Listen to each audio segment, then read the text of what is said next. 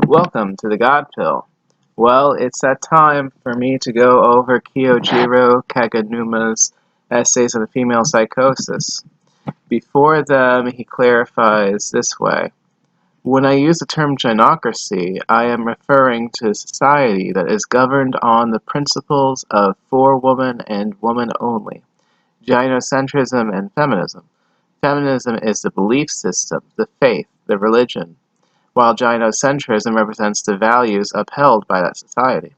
Gynocracy, then, is a type of monarchy where the state of affairs is effectively and unfortunately governed by psychotic or neurotic women who think they are royals. I want to share my study on the female mind from my unending crusade against the gynocracy and the crazy. I hope you'll find it useful. The Female Psychosis, Part 1, Egocentrism. Nothing has moved me so deeply than that moment when I finally got it. Why women think differently from men, or as the hamster would define it, why men think differently from women. During those instances when I noticed, but could not explain, this disparity, and it would often result in confusion and bewilderment. I was confused why women often contradict themselves, and when caught in their own contradiction, they deflect, rationalize, and falsely accuse. Their finger points to all but themselves, and society accepts this as part and parcel of values that must be upheld. Eating grass since a child, I always knew that something was utterly amiss, and unlike other blue-pill men, I did not dismiss or ignore that something was vehemently wrong with women. In my research for this article, I came across Luan Brizendine, a neuropsychiatrist from Harvard and a self-confessed feminist who wrote a book called The Female Brain, which Robin Marantz Hennig, 2006, of the New York Times calls a woman's magazine article, and that Brizendine did not do a good enough job presenting scientific evidence. What Brizendine did was to sprinkle her writing with cutesy, read neotenous, language, estrogen as the queen, testosterone, the forceful seducer, and oxytocin as the fluffy purring kitten. Fuck no. I had planned to write one article regarding one specific dementia, but now I decided I would write a series of pieces under a parent title, which I am calling The Female Psychosis, detailing the mental conditions in women, specifically egocentrism, narcissism, and solipsism, as well as my take on the mythical and immortal rationalization hamster. Two caveats before we begin. I am neither a psychiatrist nor a psychologist. Psychology is a crock. So what is all this apparent hypocrisy about psychology being balderdash when I am using psychology to ascertain the mental state of our beautiful retards? Believe it or don't, but I am quite versed in psychology, and I am able to discern between psychobabble and the scientific study of mental functions and behavior. And while one half of psychology is credible, the other half is indeed a load of crock, as Dr. Luan Brizendine exemplifies. Okay, let's get on to it. Hang on to your ego. To understand the female psychosis, we need to begin from the very beginning. Evolutionists agree that humans are neotenic and women are highly neotenous. Females share many commonalities with children, both physically and psychologically. Therefore, by observing the cognitive development of children, we can form a basis for a reasonable deduction for their behavioral traits. One naturally occurring trait that exists in all children is egocentrism, which means being self-absorbed, or that they are preoccupied with their own internal world. But it can also be defined as a tendency of thoughts about the self and about self-relevant information to carry more weight in shaping cooperative and likelihood judgments than do thoughts about others and others' relevant information. Chambers and Winchittle, 2008. For the self-absorbed, they can only see their point of view, and hence are often unable to accost or acquiesce with the facts of reality. Simply put, egocentrism is all about me. Developmental psychologist Jean Piaget, 1923, observed that children were at a stage he calls morality of constraints, in which Developmental psychologist Jean Piaget, 1923, observed that children were at a stage he calls morality of constraints, in which right and wrong is viewed as absolutes, with one exception. Children at this stage believe in this despotism of rules except when those rules hinder their individual benefit. Crosser, 2014. This hypocritical selfishness is called relativistic hedonism and can be observed when a child monopolizes toys, citing, "I can't share them because I want them." However, the same child will be furious when another child hoards the toys. Relativistic hedonism allows a child to plunder without guilt or shame because I want them. Egocentrism prevents the child from empathizing with others emotionally and cognitively. Thus, a child who is blinded with her own viewpoint has difficulty taking on others' views. This can also manifest in a child's faulty reasoning of cause and effect.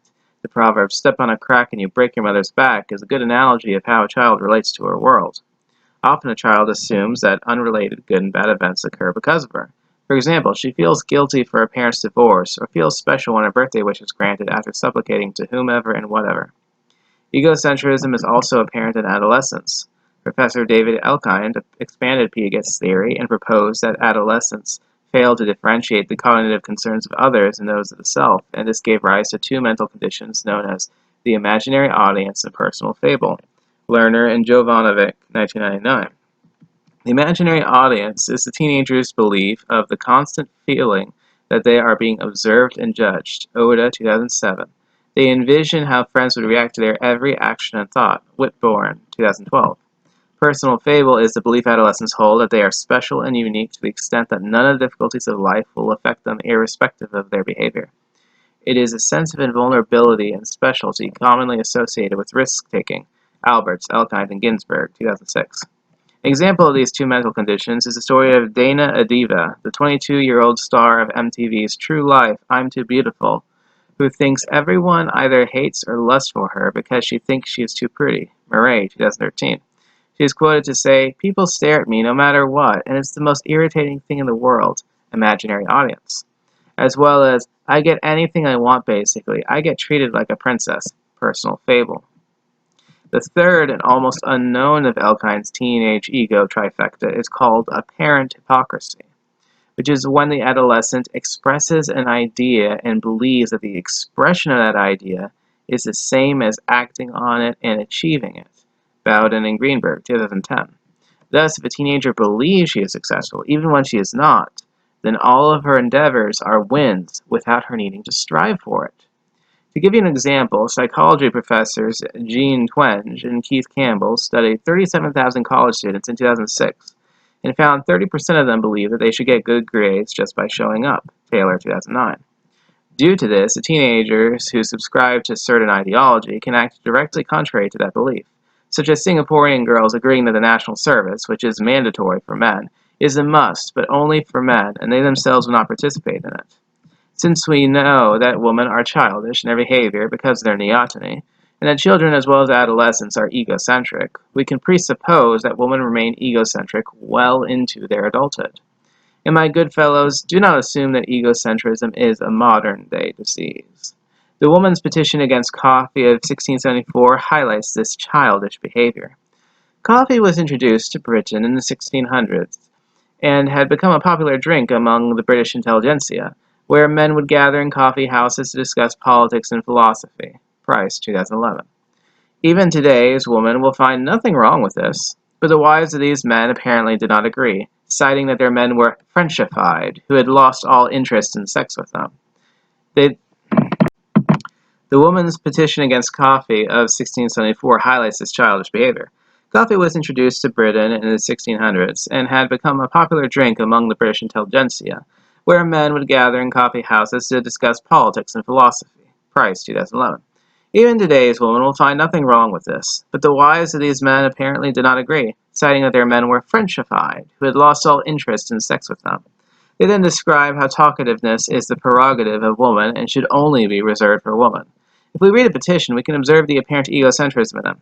For besides, we have reason to apprehend and grow jealous that men, by frequenting these Stygian tap-houses, will usurp on our prerogative of tattling, and soon learn to excel us in talkativeness, a quality wherein our sex has ever claimed preeminence.